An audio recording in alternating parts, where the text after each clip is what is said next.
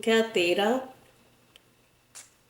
अर्थस्य निश्चयो दृष्टो विचारणे हितोत्तः न स्नानेन न दानेन प्राणायाम शतेन वा।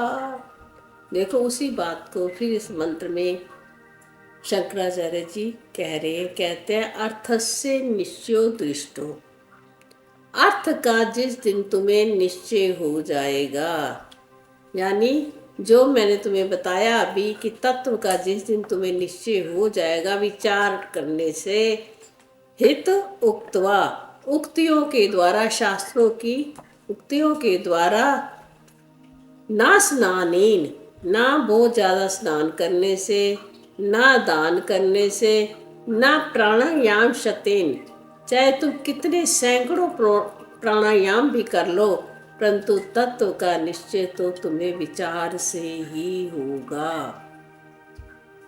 देख लो, अभी भी यही कह रहे हैं। हम सोचें स्नानेन दानेन प्राणायाम क्यों कहा। सर्वप्रथम यही बात का हमें ज़्यादा समझना है। स्नानेन, लोग कहते हैं कि हम गंगा जाएंगे, स्नान करेंगे तो हमें पुण्य की प्राप्ति होगी, स्वर्ग लोकों में मिलेगा। ये जो ये स्नान करना है, क्या है? ये जड़ है ना, ये शरीर जड़ है, आपको पता है ना, ये मरने वाला है। इसको तुम स्नान करा लो तो इससे क्या फायदा हो जाएगा भाई?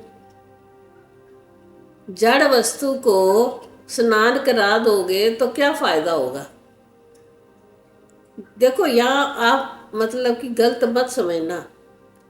पता है यहाँ पे जो बात चल रही है तत्व की चल रही है। जो स्नान हम गंगा जी में करते हैं वो कर्म है, और परमात्मा कर्मों से प्राप्त नहीं होता, मुक्ति कर्म से प्राप्त नहीं होती। मैं आपको कितनी बार कराऊं। और स्नान करना ये कर्म है एक प्रकार का। गंगा जी में स्नान करते हैं हम, हमारे भाव में शास्त्र में कहते हैं गंगा जी के स्नान करने से जीव को पुण्य की प्राप्ति होती है। तो यानी कि आप फिर जीव से जीव बनना चाहते हो, इस शरीर को स्नान करते हो, इस शरीर को पुण्य मिलता है, फिर आप इस शरीर को पुनः प्राप्त करना चाहते हो। जिसको मोक्ष की इच्छा है वो गंगा में स्नान करे या ना करे, ज्ञान रूपी गंगा में स्नान करना अति आवश्यक है। कौन सी गीता में कहता है, गीता सर उपनिषदों गाओ, सभी उपनिषदों रूपी गाय जो है उसको दो श्री कृष्ण रहे हैं। उस गंगा रूपी गंगा गोत्वम प्रीत्वा पुनर्जन्म ना विद्यते। कौन सी गंगा? ज्ञान रूपी गंगा में जो व्यक्ति स्नान कर लेता है उसका पुनर्जन्म फिर नहीं होता। ये जो जल रूपी गंगा जो भगवान ने पृथ्वी पर उतारी वो पुण्य के लिए, ताकि लोग पुण्य कर्म करें और फिर इस देह को प्राप्त करें, स्वर्ग लोक के सुख भोगे। और यहाँ बात चल रही है मोक्ष की। मुक्ति के लिए हमें विचार की आवश्यकता है और किसी चीज की आवश्यकता नहीं है। ये जो स्नान, दान और प्राणायाम, ये आप देखो तीनों चीजें देह से जुड़ी हुई हैं। अब देह खुद ही अनात्म है, तो अनात्म के साथ अगर हम कोई कार्यक्रम करते हैं तो उसका क्या भाव रहेगा? क्योंकि देह जड़ है, ये स्वयं ही सत्य नहीं है, तो इससे किए हुए जो कर्म होंगे वो क्या सत्य होंगे? सत्य मैंने सदा मुक्ति देने वाले होंगे? नहीं होंगे ना। तभी यहाँ पे स्नानेन दानेन, और दान तुमने क्या किया? अर्थ का, यानी धन का। धन कहाँ से आया? इस संसार से आया। संसार की वस्तु है, जड़ है, संसार नाशवान है। पहले तो देखो स्नान किया इस देह ने, ये देह क्या है? नाशवान है। और अब तुमने दान किया, कहाँ से धन आया तुम्हारे पास? तुमने इस देह से कर्म किए, कर्म से तुमने धन का उपार्जन किया, धन फिर आपने दान में दे दिया।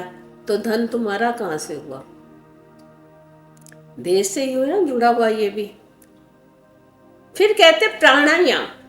आप ये कहो कि मैं बड़े सारे प्राणायाम कर लूं, है ना? प्राणायाम क्या है? सूक्ष्म शरीर है। चाहे तुम इस स्थूल शरीर से नहा लो, दान कर लो, और सूक्ष्म शरीर से तुम प्राणायाम कर लो। दोनों देखो, कारण शरीर तो आगे बनना ही है ना। तुम दोनों शरीरों से जो भी कुछ कर लो, सब कोई फायदा नहीं उससे, इस शंकराचार्य जी के मत के अनुसार। क्योंकि मन बुद्धि भी तुम्हारी क्या है? जड़ है। मना इंद्रियां नाम मना च अस्मि, श्री कृष्ण ने कहा है। यानी जो तुम्हारी ये मन है, ये जड़ है। उसको सत्ता देने वाला मन जो असली है, वो चेतन का है। बुद्धि बुद्धि बताम अस्मि, बुद्धि जो तुम्हारे भीतर है, उस वो असली बुद्धि तो भगवान स्वयं है। तुम्हारी बुद्धि तो ये जड़ बुद्धि है। तो इससे चाहे तुम कितना ध्यान करो, चाहे कितना प्राणायाम करो, मुक्ति नहीं मिल सकती। भाई केवल मुझे बड़ी शंका सी आती है, तो करें क्या? है ना? आपके मन में नहीं आता करें क्या? फिर आता है ना। वो कहते हैं प्राणायाम करो ना करो, गंगा जी जाओ या ना जाओ, दान करो या ना करो, कुछ भी ना करो, जैसे परमात्म सत्ता में कुछ भी नहीं है, शून्यता है, ऐसे शून्य हो जाओ। समझ गए ना बात? परमात्मा क्या है? शून्य है, कुछ नहीं है उसके अंदर। उसके जैसे होना है तो शून्य, किसी भी चीज की आवश्यकता नहीं है। अपने आप को प्राप्त करने के लिए कोई यत्न करने की आवश्यकता भी नहीं है, समझने की आवश्यकता है सिर्फ। अपना आपा हमें नित्य प्राप्त है, प्राप्त है ना मुझे, तो मैं क्या प्राप्त करूं इसको? सब काम प्राप्त करने के लिए होते हैं। अपने आप को प्राप्त करने के लिए कुछ भी नहीं चाहिए, कोई भी चीज की आवश्यकता नहीं है। बिल्कुल परमात्मा की तरह शून्य स्थिर, ना कोई मेरा ना मैं किसी का, कुछ भी नहीं, अवधूत जिसको कहते हैं। कुछ है ही नहीं, जब कुछ बना ही नहीं। जिनके लिए बना वो 84 लाख योनिया में बनाते रहे, घटते रहे, आते रहे, जाते रहे, पुण्य करें पाप करें, कभी कुछ करें, कभी कौन से लोक में जाएं। मुझ परमात्मा में कुछ नहीं है, और मैं परमात्मा ही हूँ। जिस दिन हमको ये बात पूर्ण रूप से समझ में आ जाएगी, तो तब भी हमारा कल्याण होगा। ये साधन है समझने के लिए। अभी हम साधन कर रहे हैं अपने आप को समझने के लिए। सारे शास्त्रों के मतों के अनुसार, साधना के अनुसार, ये सब समझने के लिए है। बड़े ध्यान में जब जीव चला जाता है तो कहता कुछ भी तो नहीं था वहां पे, वही तुम हो, वो ही तुम हो जहां कुछ भी नहीं है। तुम में ही सब कुछ है। देखो तुम में ही सब कुछ है ना। अगर हम अंश रूप में भी लेवें, परमात्मा के रूप में ले, सारी सृष्टि उसका सब रूप है। अगर अपने आप में भी ले तो मेरा घर मैं हूं, तो मेरा घर है ना, मुझ में ही घर है ना सारा।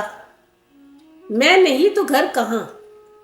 मैं नहीं तो मेरे संबंध कहाँ, सब खत्म है ना फिर, तो मुझ में ही हुआ ना सब कुछ। ऐसे ही परमात्मा में ही सब कुछ है, हमारी कोई सत्ता नहीं, सत्ता केवल एक उसी की है जो कि सदा सत्य है, चित्त है, आनंद है, जो सदा रहती है, जो कभी भी एक क्षण के लिए भी लोप नहीं होती, हर स्थान पे है, हर जगह में है, जो काल का भी काल है, जिसके अंदर काल भी नहीं है। वो कैसी है? यथाकाशम नित्यं स्थितं वायु सर्वत्र गोमा तथा सर्वाणि भूतानि मतस्थाने उपधारया। कहते वो सत्ता कैसी है? यथा आकाशम स्थितम, जिस प्रकार आकाश में वायु स्थित सब जगह है, कोई ऐसी जगह नहीं है जहाँ पे वायु ना हो। इसी प्रकार मतस्थानी सर्वभूतानी, जितने भी भूत हैं, जितने भी जीव हैं संसार में, ब्रह्मांड में, वो मेरे भीतर ही हैं अर्जुन। गीता का ये 9वें अध्याय का श्लोक आई थी। वो सब मेरे भीतर ही हैं, मैं सबके भीतर और सब मेरे भीतर, ये ही संसार है। और इस संसार में एक परमात्मा का ही सब जगह वास है। परमात्मा के सिवाय संसार में कुछ नहीं, ठसा ठस एक चेतन, एक तत्व ही सब जगह विराजित है। ये विचार से पता चलेगा हमें। जिस दिन हमारा विचार एकदम पक्का हो जाएगा, जिस दिन हम विचार पक्का कर लेंगे, निर्णय कर लेंगे कि हाँ, एक परमात्म सत्ता के सिवाय संसार में और कुछ नहीं है, तो समझो काम बन जाएगा। फिर हमें ना तो स्नान की, ना दान की, ना प्राणायाम की, कुछ भी नहीं करना। चुप शून्य, एकदम शून्य में जाकर परमात्मा के साथ मिलाप हो जाता है। इसी के साथ हरि ओम।